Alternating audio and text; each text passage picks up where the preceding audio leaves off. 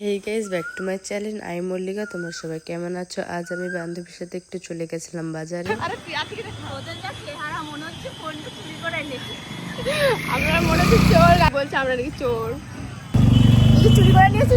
আমি প্রথমে কিনে নিলাম মাছ, তারপরে কিছু কিছু সবজি কেনার পর এসেছিলাম আইসক্রিম দোকানে। এখানে যেহেতু বান্ধবী বললো ক্যাম্পা খাবে, তারপরে সাদা ক্যাম্পাটা নিয়ে বেরিয়ে পড়লাম। তারপরে রাস্তায় দেখছি যে গাছে কত সজনে ডাঁটা হয়েছে, আর আমি বাজারে বলছিলাম যে এত দাম হয়ে গেছে, আর বাড়ি ঢুকেই দেখি বাড়িতে কারেন্ট নেই। তারপরে আমি হাত পা ধুয়ে বসে পড়েছিলাম জল আর ক্যাম্পা খাবো বলে। তো গরমের সময় তো জলই আমাদের শান্তি, আর এই গরমকাল আসলে মনে হয় ঠান্ডাকাল ভালো, আর ঠান্ডাকাল এলে মনে হয় গরমকাল ভালো। যাই হোক, গরমকালে মানুষের চলাফেরায় বেশি কষ্ট হয়। তারপরে এই গোলাপ ফুলগুলো আমি রেখেছিলাম বেশ কয়েকদিন আগে, জল দিচ্ছিলাম, শুকিয়ে গেছিলো তাই।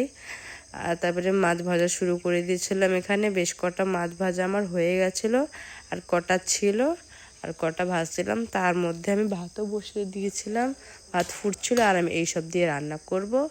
সজনে ডাঁটা আলু টমেটো দিয়ে রান্না হয়ে গেল। আমি ধনেপাতা দিয়ে আমি নামিয়ে দিলাম। আর যেহেতু বাড়িতে মা নেই, তাই আমাকে রান্না বান্না করার পরও আমাকে ঘর ঝাড়ঝুটা দিয়ে সবটা করার পর আমি যখনই স্নান করব বলে দেখছি যে কারেন্ট নেই। আমি যেহেতু মোটরে এই জল তুলি, তাই কারেন্ট নেই, তাই কল দিয়ে জল তুললাম। তারপরে চলে গেলাম আমি স্নানে। স্নান করার পর দেখে জেঠি আর প্রিয়াংশু চোখে ধরলেই ও কাঁদে। তারপরে ওকে পরিয়ে দিলাম লিপস্টিক। তারপরে আমি বসে গেলাম খেতে, জেঠি আর আমি বসে গেলাম খেতে। মোটামুটি ভালোই হয়েছে রান্না গাইস। তারপরে আমার এই টুকটুকি বন্ধু বান্ধবদেরও দিয়ে দিলাম একটু খেতে। ওদের না দিলে ওরা খুব চেঁচায়। আর এটা হচ্ছে আমার বোনের মেয়ে, ও না খুব ভালো, ওকে আমি এত চটকাছো কাঁদছে না, ও বরঞ্চ হাসছে। আর আমি ওর বড় মাসি।